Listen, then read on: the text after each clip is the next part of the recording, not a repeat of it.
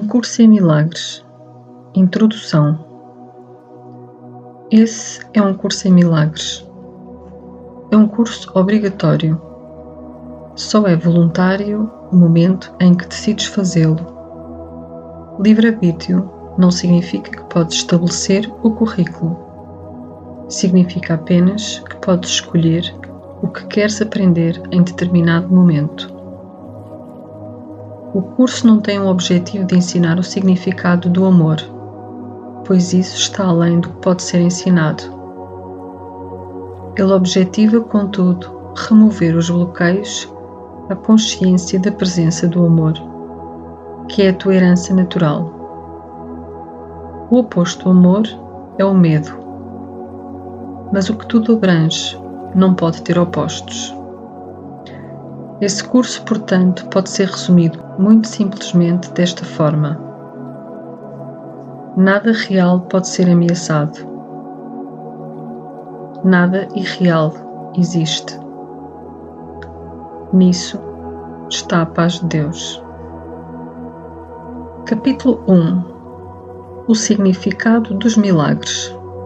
1. Princípios dos milagres. Não há ordem de dificuldade em milagres. Um não é mais difícil nem maior do que o outro. Todos são o mesmo. Todas as expressões de amor são máximas. Milagres em si não importam. A única coisa que importa é a sua fonte. Está muito além de qualquer avaliação. Milagres ocorrem naturalmente como expressões de amor. O amor que os inspira é o milagre real. Nesse sentido, tudo o que vem do amor é um milagre. Todos os milagres significam vida, e Deus é o doador da vida. A sua voz vai dirigir-te de forma muito específica. Tudo o que precisas de saber te será dito. Milagres são hábitos e devem ser involuntários. Não devem estar sob controle consciente. Milagres conscientemente selecionados podem ser guiados de forma equivocada. Milagres são naturais. Quando não ocorrem, algo errado aconteceu. Milagres são um direito de todos. Antes, porém, a purificação é necessária. Milagres são curativos porque suprem uma falta. São apresentados por aqueles que temporariamente têm mais para aqueles que temporariamente têm menos. Milagres são uma espécie de troca. Como todas as expressões de amor, que são sempre miraculosas no sentido verdadeiro, a troca reverte as leis físicas. Trazem mais amor, tanto para o doador, quanto para aquele que recebe.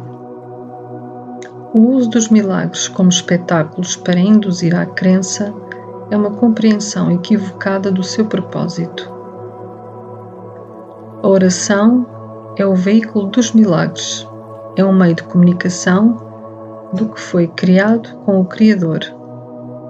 Através da oração, o amor é recebido e através dos milagres, o amor é expressado.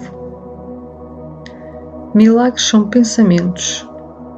Pensamentos podem representar o nível mais baixo ou corporal da experiência ou o nível mais alto ou espiritual da experiência. Um faz o físico, o outro cria o espiritual.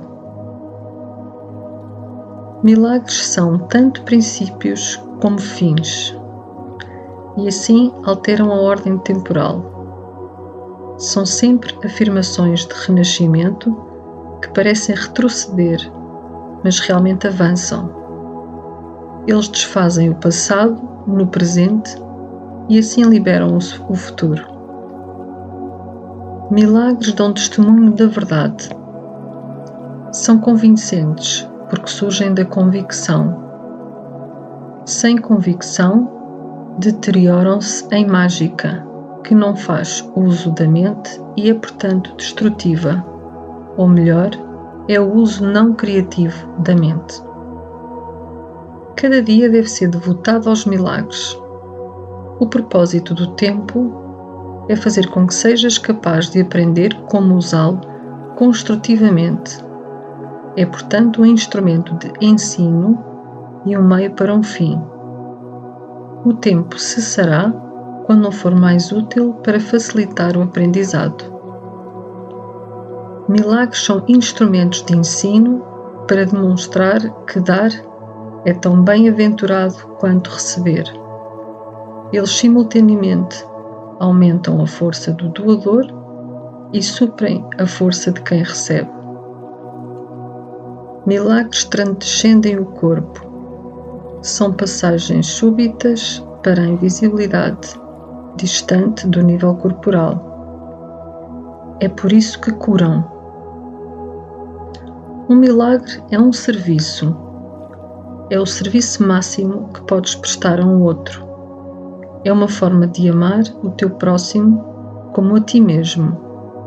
Reconhece o teu próprio valor e o do teu próximo simultaneamente. Milagres fazem com que as mentes sejam uma só em Deus.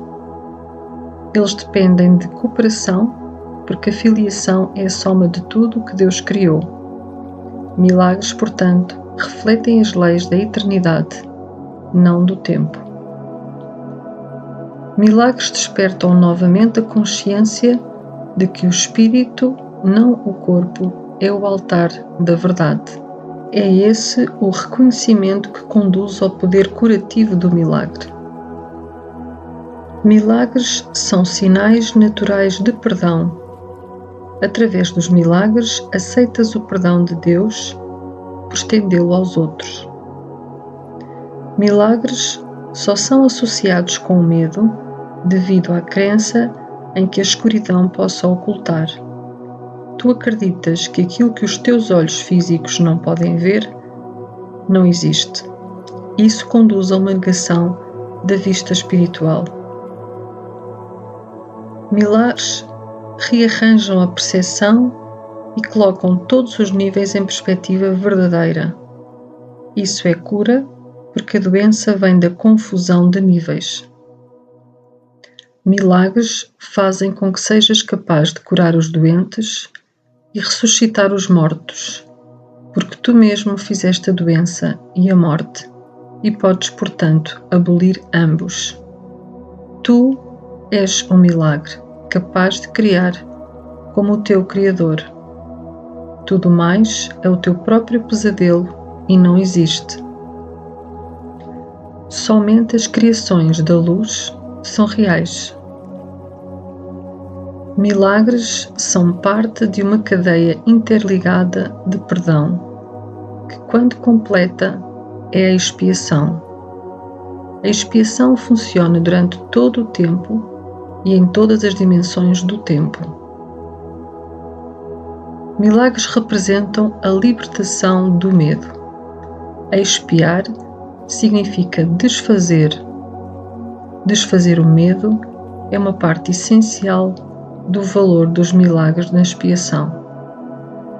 Um milagre é uma bênção universal de Deus, através de mim, para todos os meus irmãos. O privilégio dos perdoados é perdoar. Milagres são um caminho para ganhar a liberação do medo. A revelação induz a um estado no qual o medo já foi abolido. Milagres são assim um meio e a revelação é um fim. Milagres louvam a Deus através de ti. Eles o louvam honrando suas criações, afirmando que são perfeitas.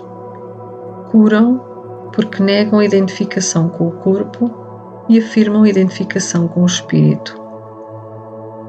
Por reconhecerem o espírito, os milagres ajustam os níveis da percepção e os mostram em alinhamento adequado. Isso coloca o espírito no centro, onde ele pode comunicar-se diretamente. Milagres devem inspirar gratidão, não reverência. Deves agradecer a Deus pelo que realmente és. As crianças de Deus são santas e os milagres honram a sua santidade, que pode estar oculta, mas nunca perdida. Eu inspiro todos os milagres que são realmente intercessões. Eles intercedem pela tua santidade e fazem com que as tuas percepções sejam santas. Colocando-te além das leis físicas, eles te erguem à esfera da ordem celestial. Nessa ordem, tu és perfeito. Milagres te honram porque és amável. Eles dissipam ilusões a respeito de ti mesmo e percebem a luz em ti. Assim, expiam os teus erros, libertando-te dos teus pesadelos. Por libertar a tua mente da prisão das tuas ilusões, restauram a tua santidade. Milagres restauram a mente à sua plenitude. Por expiar o senso de carência, estabelecem proteção perfeita. A força do Espírito não deixa lugar a intrusões. Milagres são expressões de amor, mas podem não ter sempre efeitos observáveis. Milagres são exemplos do pensamento certo, alinhando as tuas percepções com a verdade tal como Deus a criou. Um milagre é uma correção introduzida por mim num pensamento fácil. Age como catalisador, quebrando a percepção errônea e reorganizando-a adequadamente. Isso te coloca sob o princípio da expiação, onde a percepção é curada. Até que isso tenha ocorrido, o conhecimento da ordem divina é impossível. O Espírito Santo é o mecanismo dos milagres. Ele reconhece tanto as criações de Deus quanto as tuas ilusões. Ele separa o verdadeiro do falso através da sua capacidade para perceber a forma total e não seletiva. O milagre dissolve o erro, porque o Espírito Santo o identifica como falso ou irreal. Isso é o mesmo que dizer que, por perceber a luz, a escuridão automaticamente desaparece. O milagre reconhece todas as pessoas como teu irmão e meu também. É um caminho para se perceber a marca universal de Deus. A integridade é o conteúdo perceptivo dos milagres. Assim, corrigem ou espiam a percepção defeituosa da falta. Uma das maiores contribuições dos milagres é a sua força para libertar-se do teu falso senso de isolamento, privação e falta. Milagres surgem de um estado milagroso da mente, ou um estado de prontidão para o milagre. O milagre é uma expressão da consciência interior de Cristo e da aceitação da sua expiação. Um milagre nunca se perde. Pode tocar muitas pessoas que nem mesmo encontraste e produzir mudanças nunca sonhadas em situações das quais nem mesmo estás ciente. O Espírito Santo é o mais elevado veículo da comunicação. Milagres não envolvem esse tipo de comunicação porque são instrumentos temporários de comunicação. Quando retornas à tua forma original de comunicação com Deus, por revelação direta, a necessidade de milagres acaba. O milagre é um instrumento de aprendizado que faz com que a necessidade de tempo diminua.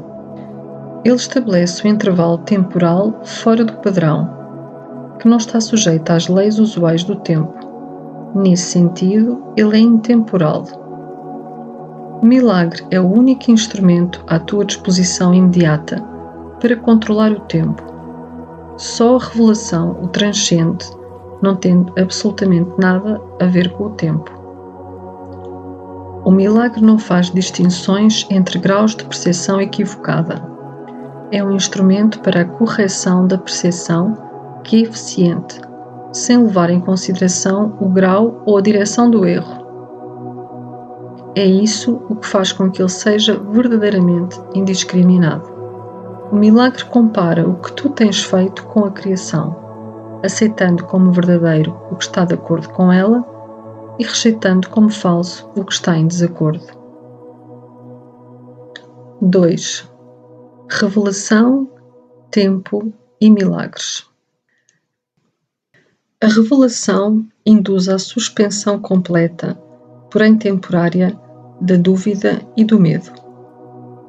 Reflete a forma original de comunicação entre Deus e as suas criações, envolvendo o sentido extremamente pessoal da criação, às vezes buscado em relacionamentos físicos.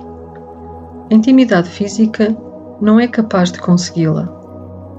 Milagres, todavia, são genuinamente interpessoais e resultam em verdadeira intimidade com os outros. A revelação te une diretamente a Deus. Milagres te unem diretamente ao teu irmão. Nenhum dos dois emana da consciência, mas ambos são lá experimentados. A consciência é o estado que induz à ação, embora não a inspire. Tu és livre para acreditar no que escolheres, e o que fazes atesta o que acreditas. A revelação é intensamente pessoal e não pode ser traduzida de forma significativa. É por isso que qualquer tentativa de descrevê-la com palavras é impossível. A revelação só induz à experiência. Milagres, por outro lado, induzem à ação. Eles são mais úteis, agora, devido à sua natureza interpessoal. Nessa fase do aprendizado é importante trabalhar com milagres, porque a libertação do medo não pode ser imposta a ti. A revelação é literalmente indivisível, porque é uma experiência de amor indivisível. A reverência deve ser reservada para a revelação, à qual pode ser aplicada correta e perfeitamente. Ela não é apropriada para milagres, porque o estado de reverência é pleno de adoração, implicando que alguém de ordem menor se encontra diante do seu Criador. Tu és uma criação perfeita e deves experimentar reverência somente perante a presença do Criador da perfeição. O milagre é, portanto, um sinal de amor entre iguais. Iguais não devem reverenciar um ao outro, pois a reverência implica desigualdade.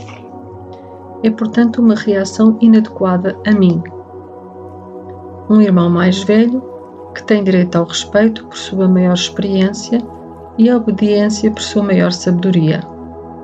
Ele também tem direito ao amor, porque é um irmão, e à devoção, se é devotado. É somente a minha devoção que me dá direito à tua. Não há nada em mim que tu não possas atingir. Eu nada tenho que não venha de Deus. A diferença entre nós agora é que eu não tenho nada mais. Isso me deixa em um estado que em ti é apenas potencial. Ninguém vem ao Pai senão por mim, não significa que eu seja de qualquer modo separado ou diferente de ti, exceto no tempo. E o tempo realmente não existe. A declaração é mais significativa em termos de um eixo vertical do que horizontal. Tu estás abaixo de mim e eu estou abaixo de Deus. No processo de subida, eu estou mais acima porque sem mim a distância entre Deus e o homem seria grande demais para abrangeres. Eu faço a ponto sobre essa distância como teu irmão mais velho, de um lado, e como o Filho de Deus, do outro. Minha devoção aos meus irmãos me pôs a cargo da filiação, que eu torno completamente porque compartilho. Isso pode parecer contradizer a declaração eu e o meu Pai somos um, mas há dois lados nesta declaração, em reconhecimento de que o Pai é maior. As revelações são indiretamente inspiradas por mim, porque estou perto do Espírito Santo e alerto a prontidão para a revelação dos meus irmãos. Assim, eu posso trazer para eles mais do que eles podem atrair para si mesmos.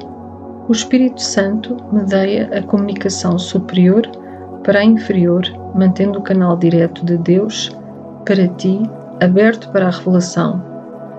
A revelação não é recíproca, procede de Deus para ti, mas não de ti para Deus.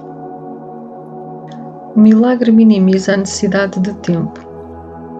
No plano longitudinal ou horizontal, o reconhecimento da igualdade dos membros da filiação parece envolver um tempo quase sem fim.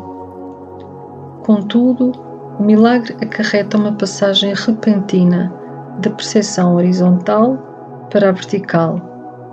Isso introduz um intervalo do qual ambos, tanto o doador como quem recebe, emergem mais adiante no tempo do que teriam estado de outra forma. O milagre tem então a propriedade única de abolir o tempo, na medida em que torna desnecessário o intervalo de tempo que atravessa. Não há relação entre o tempo que leva ao milagre e o tempo que ele cobre. O milagre substitui um aprendizado que poderia ter levado milhares de anos. Faz isso através do reconhecimento subjacente da perfeita igualdade entre quem dá e quem recebe, na qual o milagre se baseia. O milagre encurta o tempo, colapsando-o, assim eliminando certos intervalos dentro dele. Faz isso, porém, dentro de uma sequência temporal mais ampla. 3. A expiação e milagres. Eu estou a cargo do processo de expiação que empreendi começar. Quando ofereço um milagre a qualquer um dos meus irmãos, tu o fazes para ti mesmo e para mim. A razão pela qual vens antes de mim é que eu não necessito de milagres para a minha própria expiação, mas estou no final, no caso de falhares temporariamente. A minha parte na expiação é cancelar todos os erros que, de outra forma, não poderias corrigir. Quando tiveres sido restaurado ao reconhecimento do teu estado original, tu mesmo naturalmente passas a ser parte da expiação.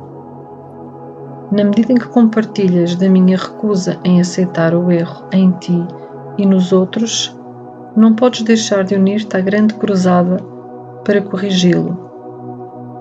Escuta a minha voz, aprende a desfazer o erro e age para corrigi-lo. O poder de trabalhar em milagres te pertence. Eu proverei as oportunidades de fazê-los, mas tens de estar pronto e disposto. Fazê-los vai trazer a convicção dessa capacidade, pois a convicção vem através da realização. A capacidade é o potencial, a realização é a sua expressão, e a expiação, que é a profissão natural das crianças de Deus, é o propósito. Passará o céu e a terra significa que não continuarão a existir como estados separados. Minha palavra, que é a ressurreição e a vida, não passará porque a vida é eterna. Tu és o trabalho de Deus e o seu trabalho é totalmente amável e totalmente amoroso. É assim que um homem tem que pensar a respeito de si mesmo no seu coração, pois é isso que ele é. Os perdoados são o meio da expiação. Sendo plenos de espírito, eles perdoam em retribuição. Aqueles que são liberados têm que se unir na liberação dos seus irmãos, pois esse é o plano da expiação. Milagres são o caminho através do qual as mentes que servem ao Espírito Santo se unem a mim para a salvação ou liberação de todas as criações de Deus. Eu sou o único que pode apresentar milagres de modo indiscriminado, porque eu sou a expiação. Tu tens um papel na expiação que eu ditar-te-ei. Pergunta a mim quais os milagres que deves apresentar. Isso te poupa esforço desnecessário, porque estarás agindo sob comunicação direta. A natureza impessoal do milagre é um ingrediente essencial, porque me capacita a dirigir a sua aplicação e, sob a minha orientação, os milagres conduzem à experiência altamente pessoal da revelação. Um guia não controla, mas de facto dirige, deixando a ti a decisão de segui-lo. Não nos deixeis cair em tentação significa reconhece os teus erros e escolhe abandoná-los seguindo a minha orientação. O erro não pode ameaçar realmente a verdade, que sempre pode resistir a ele. De facto, só o erro é vulnerável. És livre para estabelecer o teu reino onde achares adequado, mas a escolha certa é inevitavelmente se te lembrares disto. O Espírito está em estado de graça para sempre. A tua realidade é só o Espírito. Portanto, tu estás em estado de graça para sempre. A expiação desfaz todos os erros nesse sentido e assim extirpa a fonte do medo. Todas as vezes que vivencias as garantias de Deus como ameaça, é porque estás defendendo com uma lealdade mal colocada ou mal dirigida. Quando projetas isso para outros, tu os aprisionas, mas só na medida em que reforças erros que já tenham feito. Isso faz com que sejam vulneráveis às distorções de outros, já que sua própria percepção de si mesmos é distorcida. O trabalhador de milagres só pode abençoá-los, e isso desfaz as suas distorções e os liberta da prisão. Tu respondes ao que percebes, e como percebes, assim te comportarás. A regra de ouro te pede que faças aos outros o que queres que te façam a ti. Isso significa que a percepção de ambos tem de ser acurada. A regra de ouro é a regra para o comportamento apropriado. Tu não podes comportar-te apropriadamente a não ser que percebas corretamente. Já que tu e o teu próximo sois membros iguais de uma família, assim como percebes a ambos, assim farás a ambos. A partir da percepção da tua própria santidade, deves olhar para a santidade dos outros. Milagres surgem da mente, que está pronta para eles. Por estar unida, essa mente vai a todos, mesmo sem que o próprio trabalhador de milagres saiba disso. A natureza impessoal dos milagres deve-se ao facto da expiação em si mesma ser uma só, unindo todas as criações com o seu Criador. Como uma expressão do que és na verdade, o milagre coloca a mente em um estado de graça. A mente, então, dá boas-vindas com naturalidade ao anfitrião interior e ao forasteiro do lado de fora. Quando acolhes o forasteiro, ele vem ser teu irmão. Que o milagre possa ter efeitos sobre os teus irmãos que possas não reconhecer, não concerne a ti. O milagre sempre te abençoará. Os milagres que não te foram pedidos não perderam o seu valor. Ainda são expressões do teu próprio estado de graça, mas o aspecto da ação do milagre deve ser controlado por mim, devido à minha completa consciência de todo o plano. A natureza impessoal da mente voltada para o milagre assegura a tua graça, mas só eu estou em posição de saber onde eles podem ser concedidos. Milagres são seletivos, só no sentido de que são dirigidos para aqueles que podem usá-los para si mesmos. Já que isso faz com que seja inevitável que eles os tendam a outros, é soldado uma forte cadeia de expiação. Todavia, essa seletividade não leva em conta a magnitude do milagre em si, porque o conceito de tamanho existe em um plano que é, em si mesmo, irreal, já que o milagre tem por objetivo restaurar a consciência da realidade. Não seria útil se fosse limitado por leis que governam o erro, que ele tem por objetivo corrigir. 4. Como escapar da escuridão? Escapar da escuridão envolve 2 estágios. Primeiro, o reconhecimento de que a escuridão não pode ocultar. Esse passo usualmente acarreta medo. Segundo, o reconhecimento de que não há nada que queiras ocultar, ainda que pudesses. Esse passo traz o escapar do medo. Quando tiveres passado a estar disposto a não esconder nada, não só estarás disposto a entrar em comunhão, como também compreenderás a paz e a alegria. A santidade nunca pode estar realmente oculta na escuridão, mas podes enganar a ti mesmo a esse respeito. Esse engano faz com que fiques amedrontado, porque reconheces no teu coração que é um engano e fazes enormes esforços para estabelecer a sua realidade. O milagre põe a realidade onde ela deve estar. A realidade só pode estar no espírito, e o milagre reconhecerá só a verdade. Assim, dissipa ilusões sobre ti mesmo e te coloca em comunhão contigo e com Deus. O milagre participa da expiação, colocando a mente a serviço do Espírito Santo. Isso estabelece a função própria da mente e corrige os erros, que são apenas faltas de amor. A tua mente pode estar possuída por ilusões, mas o espírito é eternamente livre. Se a mente percebe sem amor, percebe uma concha vazia e não está ciente do espírito interior. Mas a expiação restitui o espírito ao lugar que lhe é próprio. A mente que serve ao espírito é invulnerável. A escuridão é falta de luz, assim como o pecado é falta de amor. Não tem propriedades exclusivas em si mesma.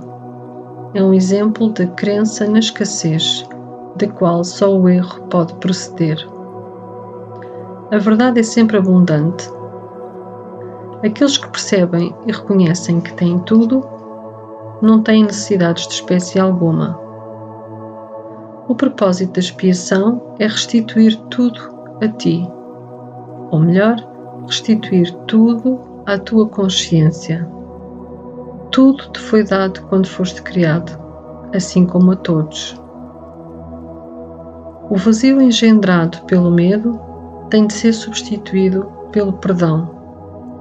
É isso o que a Bíblia quer dizer com não existe morte. E é por isso que eu pude me mostrar que a morte não existe. Eu vim para cumprir a lei, reinterpretando-a. A lei em si mesma, se compreendida de modo adequado, só oferece proteção. Foram aqueles que ainda não mudaram as suas mentes que trouxeram para ela o conceito de fogo do inferno. Eu te asseguro que darei testemunho de qualquer um que me permitir e em qualquer medida que ele me permitir. O teu testemunho demonstra a tua crença e assim a fortalece.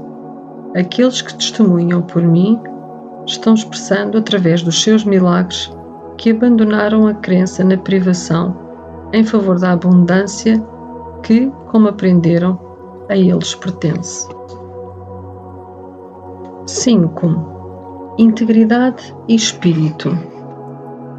O milagre é muito parecido com o corpo, no sentido em que ambos são recursos de aprendizado, facilitando um estado no qual vêm a ser desnecessários. Quando o estado original de comunicação direta do espírito é atingido, nem o corpo nem o milagre servem a qualquer propósito. Todavia, enquanto acreditas que estás em um corpo, podes escolher entre canais de expressão sem amor ou canais miraculosos. Tu podes fazer uma concha vazia mas não podes deixar de expressar alguma coisa. Podes esperar, adiar, paralisar a ti mesmo ou reduzir a tua criatividade quase a nada, mas não podes aboli-la. Podes destruir o teu veículo de comunicação, mas não o teu potencial. Não criaste a ti mesmo. A decisão básica daquele que tem mente voltada para o milagre é não esperar no tempo mais do que o necessário. O tempo pode desperdiçar assim como ser desperdiçado. O trabalhador de milagres, portanto, aceita com contentamento o fator de controle do tempo. Ele reconhece que cada colapso do tempo traz a todos para mais perto da libertação final do tempo, na qual o Filho e o Pai são um. Igualdade não implica igualdade agora. Quando todos reconhecerem que têm tudo, contribuições individuais à filiação já não serão mais necessárias. Quando a expiação tiver sido completada, todos os talentos serão compartilhados por todos os filhos de Deus. Deus não é parcial. Todas as suas crianças têm seu amor total e todas as suas dádivas são dadas livremente a todas por igual. Se não vos tornardes como criancinhas, significa que a menos que reconheças plenamente a tua completa dependência de Deus, não podes conhecer o poder real do Filho em seu verdadeiro relacionamento com o Pai. O especialismo dos filhos de Deus não brota da exclusão, mas da inclusão. Todos os meus irmãos são especiais. Se acreditam que são privados de alguma coisa, sua percepção vem a ser distorcida. Quando isso ocorre, toda a família de Deus ou filiação tem seus relacionamentos prejudicados. Em última instância, cada membro da família de Deus tem que retornar. O milagre chama cada um a voltar porque o abençoa e o honra, mesmo que ele possa estar ausente em espírito. De Deus não se zomba, não é uma ameaça, mas uma garantia. Ter-se-ia zombado de Deus caso faltasse santidade a qualquer uma das suas criações. A criação é íntegra e a marca da integridade é a santidade. Milagres são afirmações da filiação, que é um estado de completeza e abundância. Qualquer coisa que seja verdadeira é eterna e não pode mudar nem ser mudada. O espírito é, portanto, inalterável, porque já é perfeito, mas a mente pode eleger a que escolhe servir. O único limite imposto à sua escolha é que não pode servir a dois senhores. Se escolhe fazer as coisas desse modo, a mente pode vir a ser o veículo pelo qual o espírito cria segundo a linha da sua própria criação. Se não escolhe livremente fazer assim, retém seu potencial criativo, mas coloca-se sob um controle tirânico, em vez do controle da autoridade. Como resultado, ela a aprisiona, pois tais são os ditames dos tiranos. Mudar a mente significa colocá-la à disposição da verdadeira autoridade. O milagre é um sinal de que a mente escolheu ser guiada por mim, a serviço de Cristo. A abundância de Cristo é o resultado natural da escolha de segui-lo. Todas as raízes superficiais têm de ser arrancadas, pois não são suficientemente profundas para sustentar-te. A ilusão de que raízes superficiais podem ser aprofundadas e assim de servir de apoio é uma das distorções em que se baseia o reverso da regra de ouro. À medida que se desiste dessas fundações falsas, o equilíbrio é temporariamente experimentado como instável. Contudo, nada é menos estável do que uma orientação invertida de cabeça para baixo, e nada que a mantenha invertida pode conduzir a uma estabilidade crescente. 6. A ilusão das necessidades. Tu que queres paz, só podes achá-la no perdão completo. Ninguém aprende a menos que queira e acredite que precisa do aprendizado de alguma forma. Embora não exista nenhuma falta na criação de Deus, ela é bem evidente no que tu fizeste. De facto, essa é a diferença essencial entre um e outro. Falta implica em que estarias melhor se estivesses em um estado de algum modo diferente daquilo que estás. Até à separação, que é o significado de queda, nada estava faltando. Não existiam quaisquer necessidades. Necessidades só surgem quando tu te privas, ages de acordo com a ordem particular de necessidades que estabeleces. Isso, por sua vez, depende da tua percepção do que tu és. O senso de separação de Deus é a única falta que realmente precisas corrigir. Esse senso de separação nunca teria surgido se não tivesses distorcido a tua percepção da verdade e assim percebido a ti mesmo como se algo estivesse faltando. A ideia de ordem de necessidades surgiu porque, tendo feito esse erro fundamental, já tinhas-te fragmentado em níveis com diferentes necessidades. À medida que te integras, vens a ser uno com as tuas necessidades, consequentemente, vêm a ser uma só. Necessidades unificadas conduzem à ação unificada, porque isso produz uma ausência de conflitos. A ideia de ordem de necessidades, que decorre do erro original, segundo o qual alguém pode ser separado de Deus, requer correção no seu próprio nível, antes que o erro de perceber níveis possa ser de alguma forma corrigido. Tu não podes comportar-te de maneira eficaz enquanto funcionares em níveis diferentes. Todavia, enquanto o fazes, a correção tem de ser introduzida verticalmente, de baixo para cima. Isso é assim porque pensas que vives no espaço, onde conceitos tais como para cima e para baixo são significativos. Em última instância, o espaço é tão sem significado quanto o tempo. Ambos são meramente crenças. O propósito real desse mundo é ser usado para corrigir a tua descrença. Tu nunca podes controlar os efeitos do medo por ti mesmo, porque fizeste o medo e acreditas no que fizeste. Em atitude, então, embora não no conteúdo, te assemelhas ao teu Criador, que tem fé perfeita nas suas criações, porque Ele as criou. A crença produz aceitação da existência. É por isso que tu podes acreditar em algo que ninguém mais pensa que é verdadeiro. É verdadeiro para ti, porque foi feito por ti. Todos os aspectos do medo são inverídicos, porque não existem no nível criativo e, portanto, absolutamente não existem. Qualquer que seja a extensão da tua disponibilidade para submeter as tuas crenças a esse teste, nessa mesma extensão, tuas percepções são corrigidas. Para separar o falso do verdadeiro, o milagre procede nestas linhas. O amor perfeito exclui o medo. Se o medo existe, então não há amor perfeito. Mas só o amor perfeito existe. Se há medo, ele produz um estado que não existe. Acredita nisso e tu serás livre. Só Deus pode estabelecer essa solução e essa fé é o seu dom.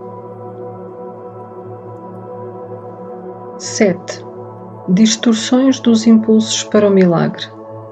As tuas percepções distorcidas produzem uma cobertura densa sobre os impulsos para os milagres, fazendo com que seja difícil para eles alcançarem a tua própria consciência.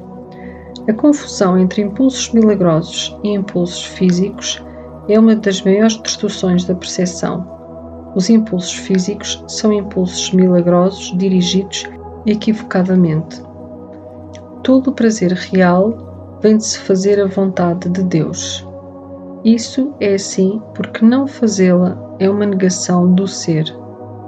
A negação do ser resulta em ilusões, enquanto a correção do erro traz a liberação disso. Não enganes a ti mesmo acreditando que podes te relacionar em paz com Deus ou com teus irmãos através de qualquer coisa externa. Criança de Deus, tu foste criada para criar o que é bom, o que é belo e o que é santo. Não esqueças isso. Por pouco tempo, o amor de Deus ainda tem de ser expresso através de um corpo para outro, porque a visão ainda é tão tênue. A melhor forma de usar o teu corpo é utilizá-lo para te ajudar a ampliar a tua percepção, de modo que possas conseguir a visão real, da qual o olho físico é incapaz. Aprender a fazer isso é a única utilidade verdadeira do corpo. A fantasia é uma forma distorcida da visão. Quaisquer tipos de fantasias são distorções, porque sempre envolvem a torção da percepção em irrealidade. Ações que brotam de distorções são literalmente as reações daqueles que não sabem o que fazem. A fantasia é uma tentativa de controlar a realidade de acordo com as necessidades falsas. Torce a realidade em qualquer sentido e estás percebendo de maneira destrutiva. Fantasias são um meio de fazer associações falsas e tentar obter prazer através delas. Mas embora possas perceber associações falsas, jamais podes fazer com que sejam reais, exceto para ti mesmo. Tu acreditas no que fazes. Se ofereceres milagres, serás igualmente forte na tua crença neles. A força da tua convicção sustentará, então, a crença de quem recebe o milagre. Fantasias vêm a ser totalmente desnecessárias à medida que a natureza inteiramente satisfatória da realidade vem a ser aparente, tanto para quem dá como para quem recebe. A realidade é perdida através da usurpação que produz tirania. Enquanto restar um único escravo andando na terra, a tua liberação não é completa. A restauração completa da filiação é a única meta daquele que tem mente voltada para o milagre. Esse é um curso de treinamento da mente. Todo o aprendizado envolve atenção e estudo em algum nível.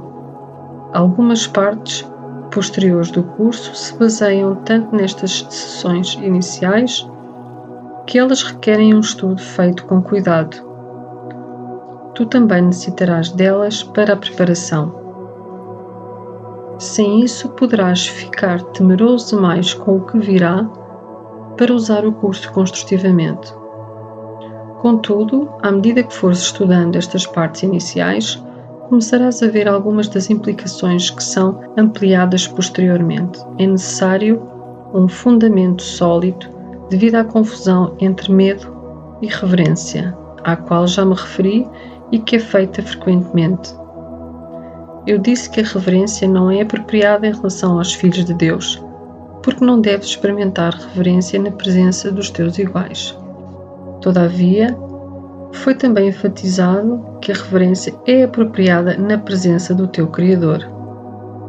Eu tenho sido cuidadoso em esclarecer o meu papel na expiação, sem exagerá-lo ou atenuá-lo. Estou também tentando fazer o mesmo com o teu.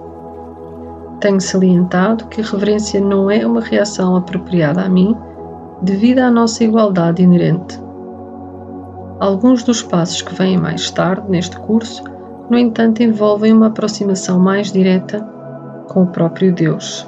Não seria prudente iniciar esses passos sem uma preparação cuidadosa, ou a reverência será confundida com medo, e a experiência será mais traumática do que beatífica.